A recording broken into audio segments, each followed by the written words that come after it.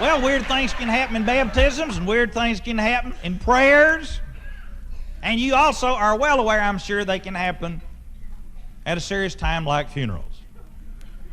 Now, we can't share this with churches. Normally, ministers are too sensitive about this to do that. You can't come to the pulpit on Sunday and say, I'll tell you, we had the funniest thing happen at Miss Hawkins' funeral Thursday. Ha ha! You'd be run out on a rail, and you'd deserve to be. But funny things happen at funerals, people, I got to tell you.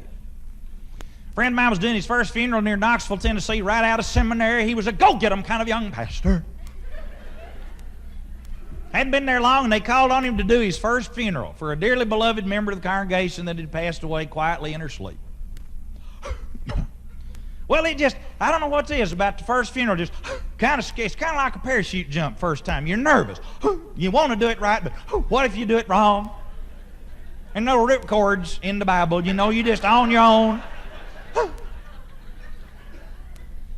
So he did like my friend who was kind of short, baptizing a large lady. He went and consulted with another minister in the community.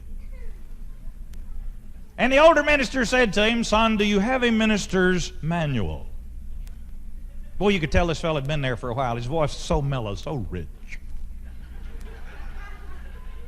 Probably spoke to his wife that way. May I have a kiss, darling? That was delightful, Sylvia. Thank you. Pass the mayonnaise. Is my shirt ready? So, and he sneezes, chew. You got to watch these people.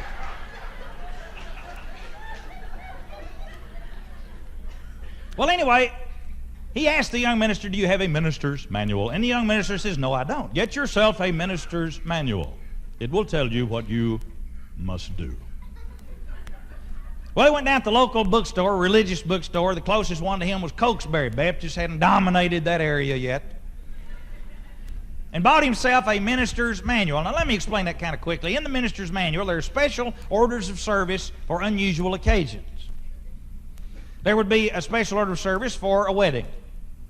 There'd be a special order of service for the dedication of a new church building. Special order of service for the ordination of a deacon, ordination of a minister, commissioning of a missionary.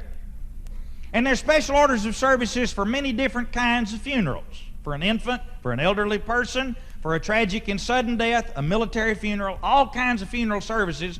And they're spelled out with selected scriptures that deal with the age or the trauma, the tragedy. They have prayers suggested and all. It's a beautiful, beautiful deal. And ministers have these little manuals. Well, he went out and bought himself one. Came back and looked under funerals for the elderly, for the wonderfully committed member, and it's just beautiful stuff. He was so pleased.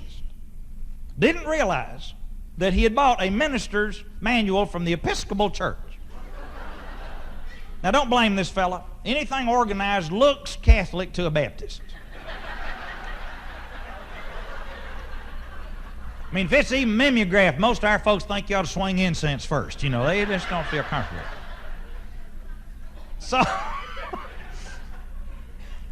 So he goes through it and puts it together and did the funeral service, and the people in the church were just slack-jawed with amazement. Golly, that's wonderful. What a mature, sensitive, able, young minister we got ourselves. Woo, good. Hey, pulpit committee, you done fine. Then they went to the burial service and got to the cemetery.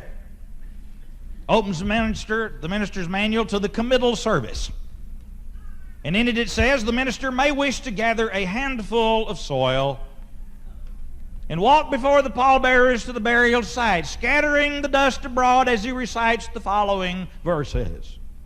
Ashes to ashes, dust to dust, from the earth we come, to the earth we return. He said, boy, that is great.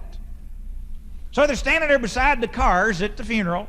Pallbearers have just gotten hold of the handles on the casket, holding the dearly departed. And the minister reaches over and gets a big handful of dirt. It's trickling out between his class ring and his little finger. And with his book held open with one hand and a handful of dirt in the other, he looks at the pallbearers, every one of them essentially rural gentlemen. All of them brown from here down, white from here up. Farming in the John Deere caps, okay?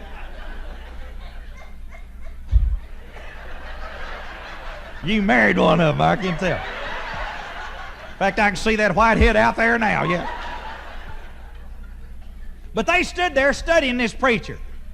In Kentucky, we have a wonderful expression. They studied him right smart. They're puzzled, because there he is holding a handful of dirt. They're thinking to themselves, you know, preacher, this ain't a bring your own dirt funeral. They got a little truck that comes later. And he says to them, y'all ready? And one of them sort of shrugs like, well, I guess so. Yeah. That's what we came to do, and I got my hands full.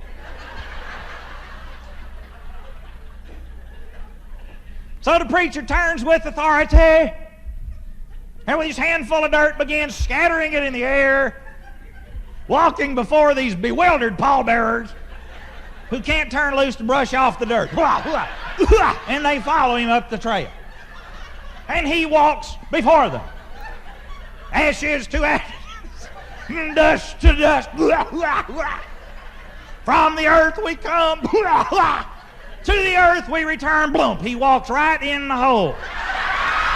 True story.